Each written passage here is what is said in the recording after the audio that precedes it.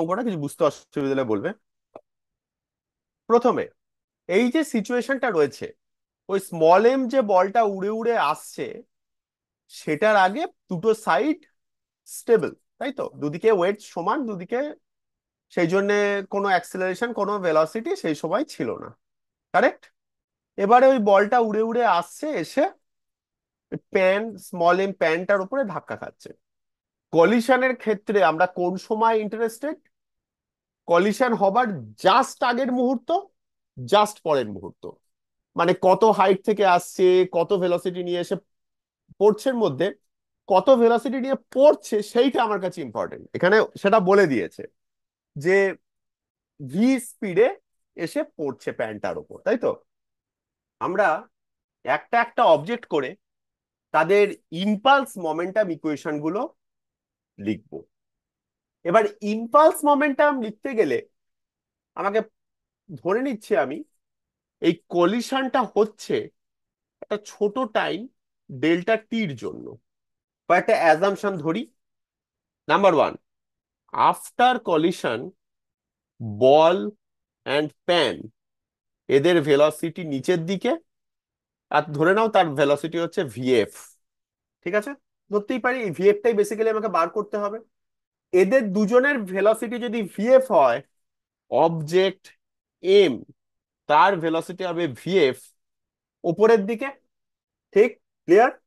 এটা just after collision. কিন্তু ভেবে দেখো, কলিশনটা হয়ে যাবার পর ওই স্মল এম মাসটা যদি এখানে স্টিক করে যায়, এদের 2m মাস হয়ে গেছে, তারপর কিন্তু অ্যাক্সিলারেশনের ব্যাপার এসে যাবে।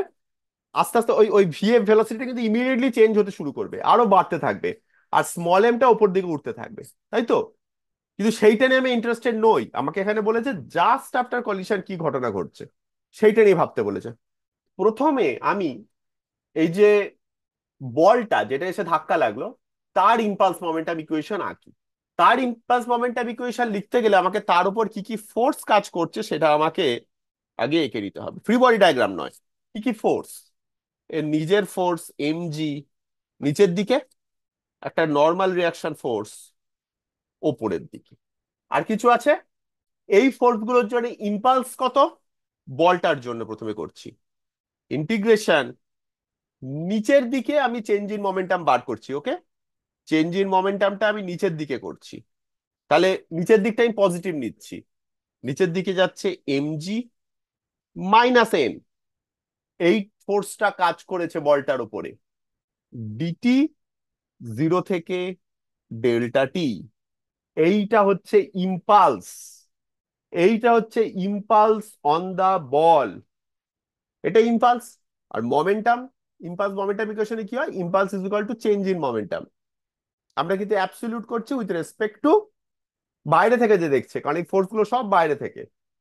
চেঞ্জ ইন মোমেন্টাম কত, ফাইনাল মোমেন্টাম কত, এমভিএফ এমভিএফ, আর minus initial momentum minus MV MV. MV, V ভেলোসিটিতে এসছে। এটা একটা ইকুয়েশন। এখানে প্রবলেম কি, delta T unknown, N unknown, দুটো আননোন। ঠিক? নেক্সট আমি প্যানটার জন্য লিখবো। প্যানটার জন্য লিখতে গেলে আমাকে প্যানের ওপর কি কি ফোর্স কাজ করছে আমাকে আঁকতে হবে। প্যানের ওপর কি কি ফোর্স, ডিউরিং কলিশন কি কি ফোর্স কাজ করেছে। আগে ওর ওয়েট এমজি, তারপরে নর্মাল ফোর্স নর্মাল ফোর্সের ডাইরেকশন নিচের দিকে, মানে ওয়েটেড নিচের অ্যালং দিকে। The weight. নিচের দিকে, কারণ ওই বলটা এসে ওইভাবে মেরেছে। আর কোন ফোর্স, টেনশন। টেনশন, টেনশন ওপরের দিকে। এই হচ্ছে ফোর্স, আর কোনো ফোর্স নেই। না। তাহলে আমি আবার কি লিখতে পারি, এটা কি ইম্পালস মোমেন্টাম। অর্ঘদীপ বলো ইম্পালস ইকুয়েশনটা। Same time, delta theta same. Okay, তাহলে ইন্টিগ্রেশন 0 to Δt, এই টাইমটা সেম হ্যাঁ, থাকলো। এবার ফোর্সটা বলো, ইজি তো, এখান থেকে ফোর্সটা এমজি দেখো। M G plus okay, normal okay, minus tension. Into D T. ঠিক আছে, হ্যাঁ, এটা হচ্ছে into D T. Impulse. Equal to momentum change কত, নিচের দিকটা কিন্তু পজিটিভ নিয়েছো, এটা খেয়াল রেখো। তাহলে আমাকে মোমেন্টাম চেঞ্জটাও নিচের দিকেই করতে হবে। কত হবে, তো এমভিএফ হবে তো। এমভিএফ, ইনিশিয়াল ভেলোসিটি 0 ছিল এইটা। হ্যাঁ। এখানে আমি আরেকটা ভেরিয়েবল টি নিয়ে চলে এসেছি, যেই ভেরিয়েবলটা আগে ছিল না কিন্তু, তাই তো? থার্ড অবজেক্ট, এর ওপর কি কি ফোর্স কাজ করছে বল।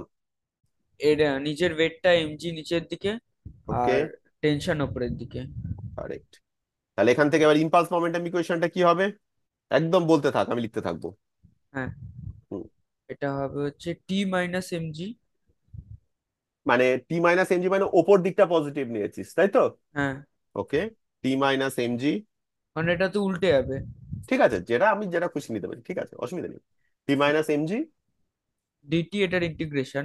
Integration from zero to delta T, same হ্যাঁ, টাইমেই হবে, হ্যাঁ, হ্যাঁ, is equal to is equals to এমভিএফ।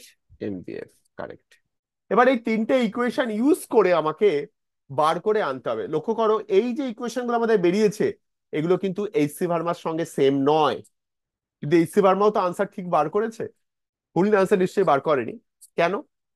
মন দিয়ে শোনো, এটা খুব ইম্পর্টেন্ট পয়েন্ট। ফার্স্ট ইকুয়েশনটা, হ্যাঁ, লক্ষ্য করো, এমজি এটা একটা ফাইনাইট ফোর্স। ফাইনাইট ফোর্স মানে এর ভ্যালুটা ফিক্সড। এম যদি 10 কেজি হয় তাহলে ওটা 100 Newton. But normal reaction force, এটা একটা ইম্পালসিভ ফোর্স, এন এর ভ্যালু খুব হাই। তাহলে MG is much much less compare to N. কি বলছি বোঝা যাচ্ছে? MG is much much less compare to N. সেই জন্য আমি এমজি কে ইগনোর করতে পারি কম্পেয়ার টু নর্মাল রিয়াকশন। সেইটার জন্য আমি প্রথম ইকুয়েশনটাকে আমি সিম্পলিফাই করে লিখতে পারি minus integration N DT, zero থেকে delta T, is equal to M VF minus M V. বোঝা গেছে? কনসেপ্টটা বোঝা গেছে? খুব ইম্পর্টেন্ট কনসেপ্ট দিলাম কিন্তু। এম জি এন এর থেকে অনেক ছোট, তাই ফার্স্ট ইকুয়েশনটা এরকম লেখা গেল। সিমিলারলি সেকেন্ড ইকুয়েশনেও এম জি অনেক ছোট, এন আর টেনশন এই দুটো কিন্তু ইম্পালসিভ, টেনশনটাও ইম্পালসিভ। তাই সেকেন্ড ইকুয়েশনেও আমি এম জি কে সরিয়ে দিতে পারি। সরিয়ে দিয়ে আমি লিখতে পারি integration zero to delta T N DT minus integration zero to delta T T DT is equal to M V F. ঠিক আছে? থার্ড থার্ড ইকুয়েশনেও আমি এমজি কে হাঁটাতে পারি। তাহলে integration zero to delta T T DT is equal to M vf. Okay, এবার দেখো অঙ্ক হয়ে গেছে। Integration t dt equals to M vf কে আমি সেকেন্ড ইকুয়েশনে পুট করে দিই। করলে কি হবে?